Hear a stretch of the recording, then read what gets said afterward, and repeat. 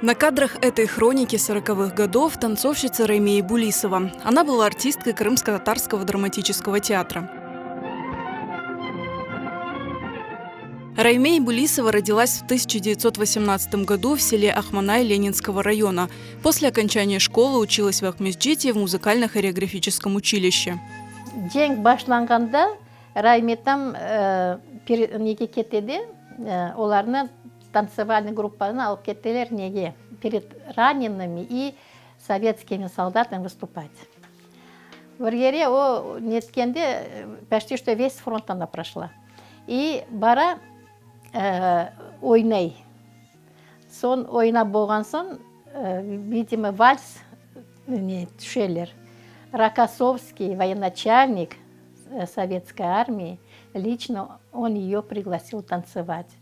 Она так гордилась, что она танцевала с Рокоссовским Константином. В 1944 году Раймея Булисова была выслана в Коканд, вышла замуж, стала матерью 3 детей.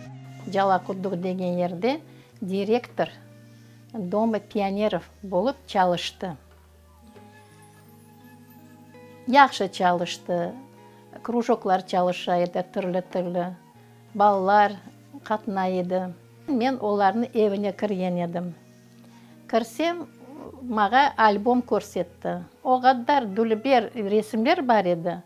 Райметтам ойнай, танцует. Капак, индийский фильм, индийский ойынларны ойнай, шо костюмлерде, цыганский. Раймея Булисова работала в поселке Аим, затем с семьей переехала в город Янгиер, учила детей крымско-татарским танцам. Бек яхшы, дүлібер, намыслы Райметтам. Бек güzel ойнайды, тойларда тым-тымға түшереді. Кроме вклада в культуру, Раймея ханым активно участвовала в реабилитации прав крымских татар. Умерла в 1970 году после тяжелой болезни. Ей было 52 года.